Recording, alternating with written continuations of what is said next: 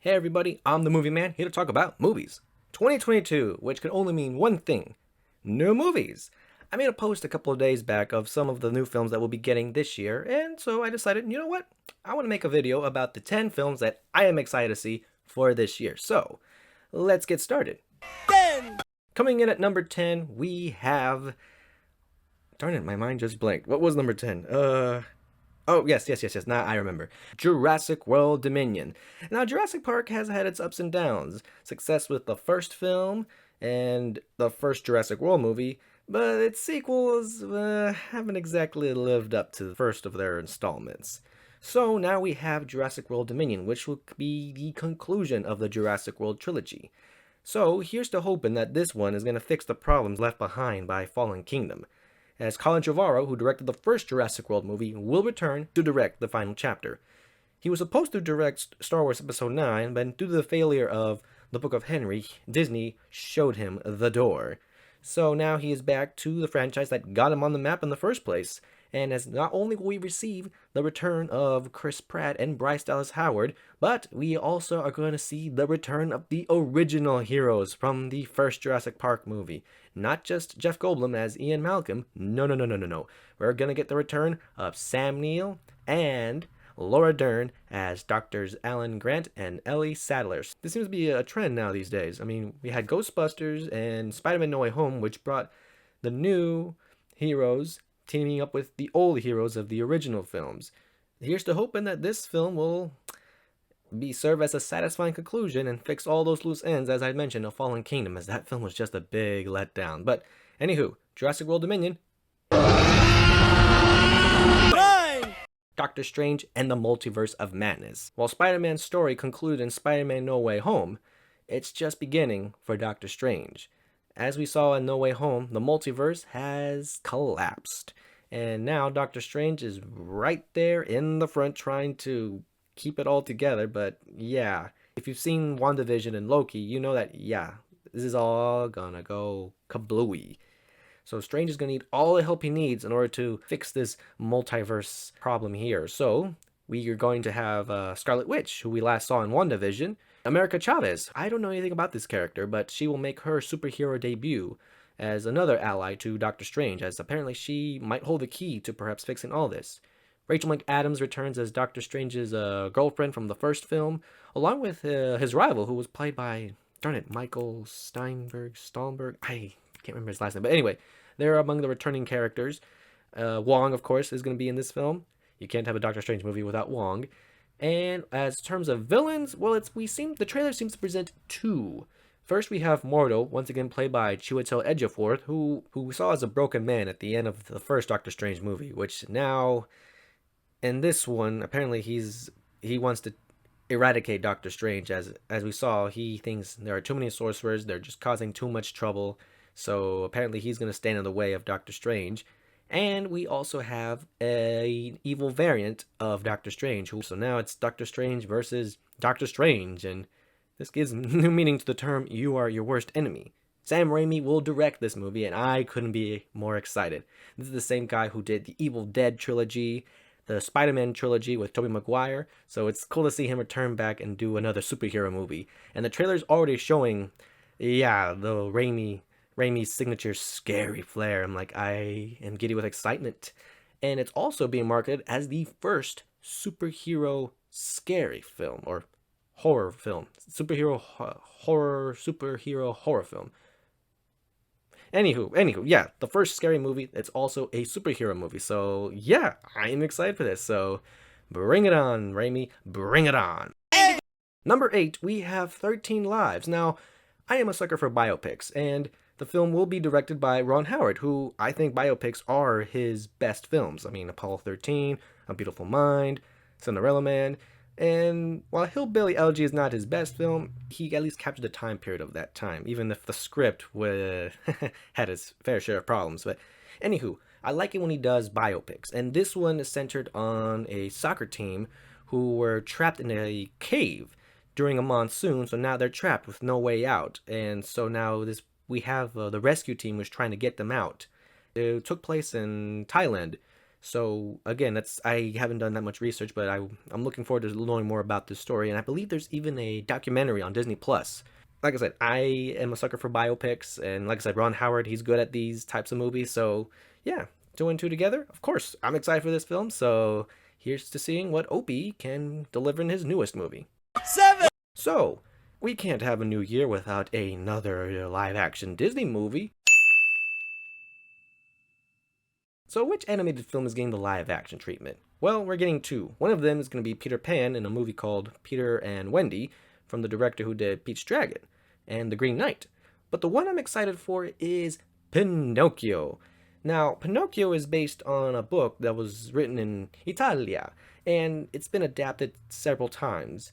But the Disney one is the most popular one of the adaptations. So yeah, this is what I can see given the live action treatment. And what's even more exciting is that it's from the director Robert Zemeckis, the man who brought us the Back to the Future trilogy, Forrest Gump, The Polar Express, Who Framed Roger Rabbit. Yes, yes, yes.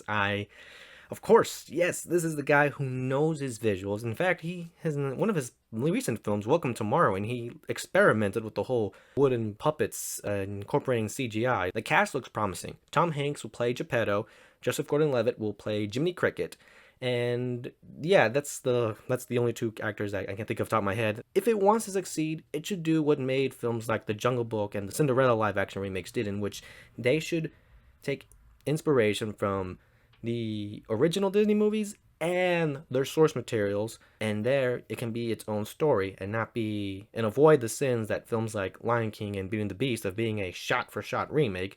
But at the same time, don't be like films like Maleficent, where it becomes a whole totally different thing. And you're like, what the heck does this have to do with the originals? So Pinocchio is a classic Disney movie from my childhood, so yeah, this is the one I'm excited to see, and here's to seeing what Zemeckis can deliver.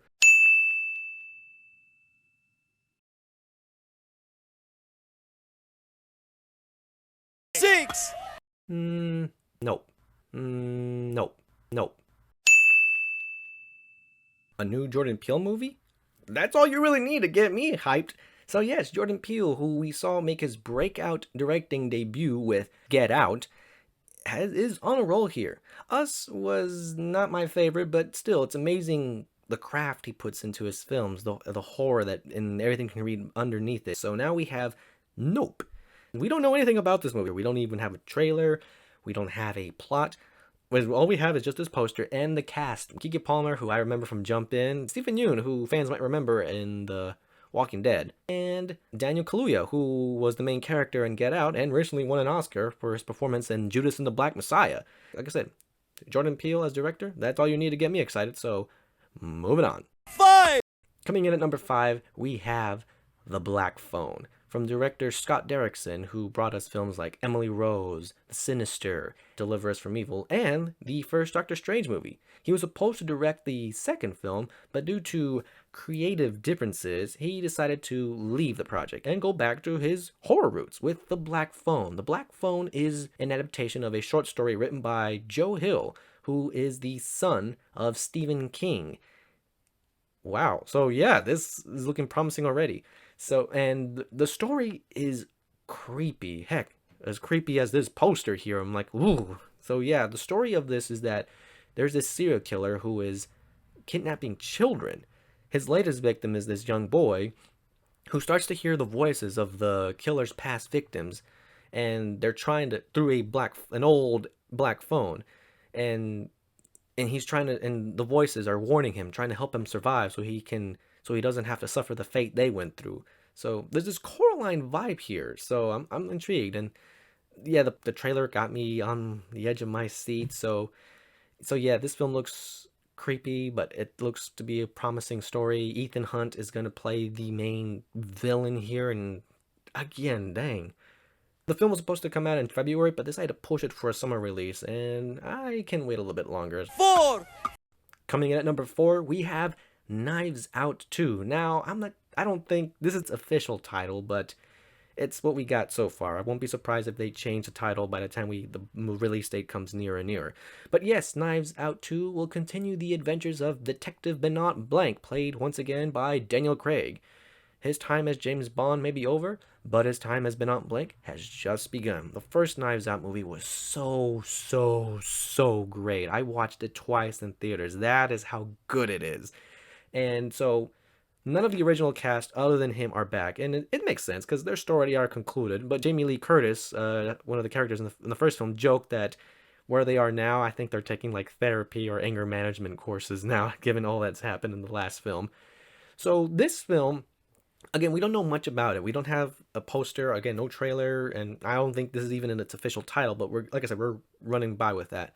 But the cast looks promising. Edward Norton, Dave Bautista, Catherine Hahn, Jessica Henwick, Ethan Hawke, Madeline Klein, Kate Hudson, Leslie Odom Jr., Janelle Monáe.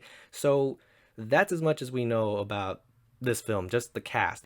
The other thing we know is that it will premiere on Netflix as the streaming company purchased the rights. Rian Johnson is back directing and writing, so yeah, I love a good mystery movie, and Knives Out really subverted a lot of the tropes that you would see in these types of films. An original mystery stories that keeps you guessing. I can't wait to see the next case with Benoit Blanc. 3! So coming in at number 3, we have Sonic 2, and yeah, who would have thought that the first movie would be a good video game movie, let alone a successful one that it managed to garner a sequel? What an age we are living in, where video game movies can be good, and I think Hollywood has finally learned its lesson. And I spoke too soon. Thanks to the public outcry of the original design, and the filmmakers agreed to, yes, we are going to fix that. And lo and behold, it's what helped save the movie. Along with the cast, you have Ben Schwartz, who voiced Sonic, James Marsden, Jim Carrey. It was, yeah, this was a very fun movie. And that's all it needed to be. A fun movie that captures the spirit of the games.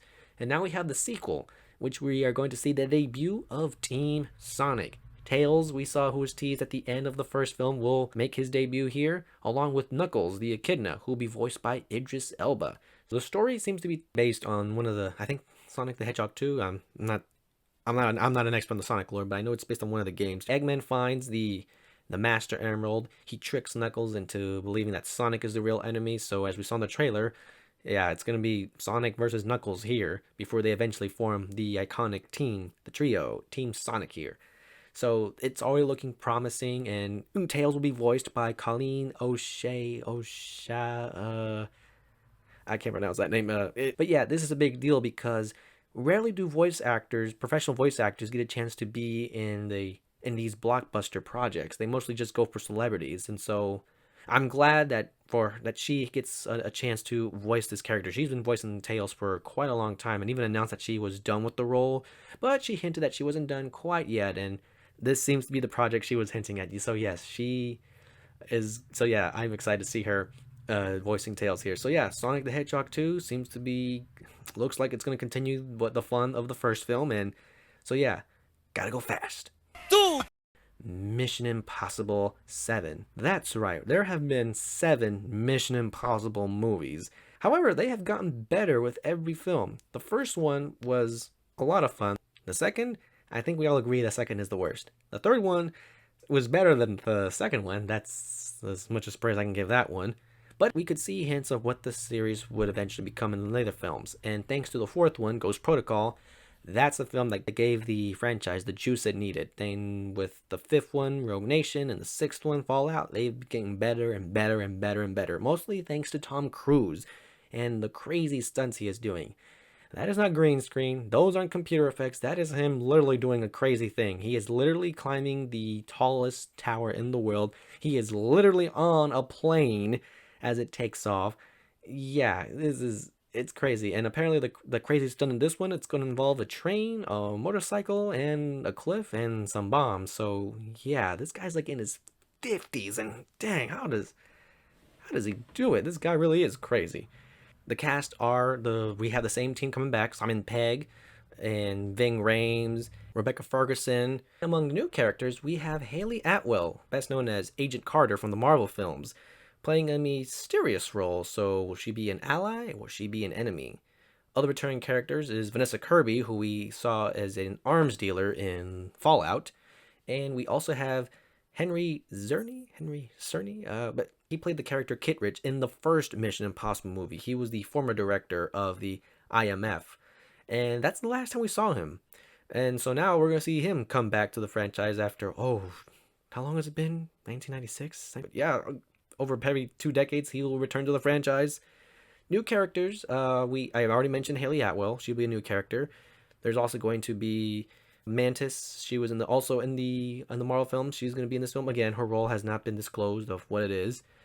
Carrie Elways. So finally, he's going to be in a good movie. Finally, after appearing in one bad horror film after another. And the main villain will be played by Isai Morales. I hope I pronounced his name right. But yes, many will probably remember him as Richie Valens' brother in La Bamba. People today might recognize him as Slade Wilson, aka Deathstroke, in the current live-action Titans series. I'm excited to see where this story goes, so yeah, bring it on, Hunt. Bring it on. Now, before we get to number one, I'd like to mention several honorable mentions on the list. We have Halloween Ends, in which I thought Halloween Kills was pretty good. I thought it was a pretty good sequel, and it had a very, very great cliffhanger there, so this one was going to apparently have a 4-year jump time span. Yeah, 4 years will take place after the events of Halloween Kills. So here's to see how it all ends. If the final battle between Michael Myers, The Flash, from director Andres Muschietti. He's the guy who did Mama and It, both chapters 1 and 2.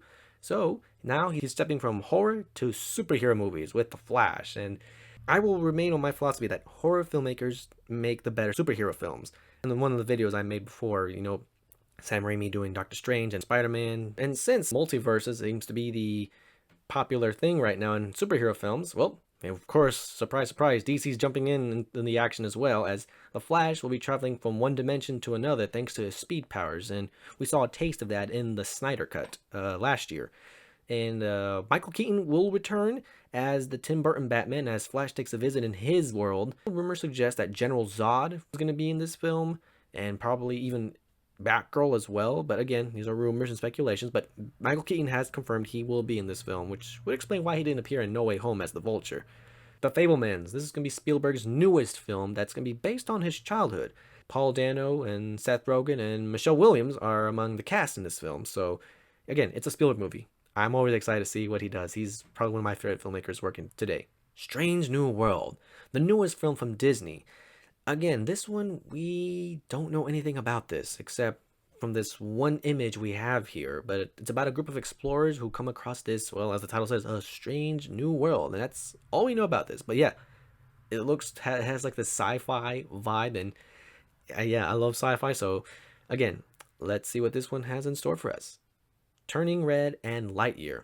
Pixar rarely disappoints, and yeah, the Pixar movies. These have promising original stories. Well, at least with Turning Red, with a girl who can transform into this panda, and Lightyear, we're seeing the origin of the original Buzz Lightyear, who inspired the toy, Lyle Lyle Crocodile. Now, this is a book I remember reading as a kid, and I was surprised when I heard that they're going to make a movie about this. So, Javier Bardem is going to be in this film, a family who have a crocodile who lives with them. No big deal. The stories were charming, so I'm curious to see what this does. My only concern is that the filmmakers, well, their past films haven't exactly impressed me. But hey, we shouldn't judge. Maybe this will be the film that would actually be good. Wrong! So, what could be the number one film that I'm excited for? As if it wasn't obvious enough. Spider-Man Across the Spider-Verse. Spider-Verse blew me away.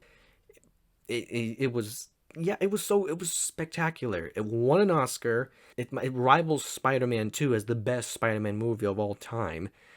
But yes, yeah, I got nothing else to say. But yes, we are getting a sequel. I'm like, yes, a sequel. I am looking forward to this sequel. All we have is we have a bit of a preview that's been released online, which we see the return of Spider-Gwen, and once again, they're hopping dimensions again. And we see Spider-Man 2099, who we saw at the end credits, who was voiced by Oscar Isaac. 2 other Spider heroes from other dimensions are going to be in this. We have Spider-Woman and Japanese Spider-Man, who premiered in Japan in the 80s, I believe.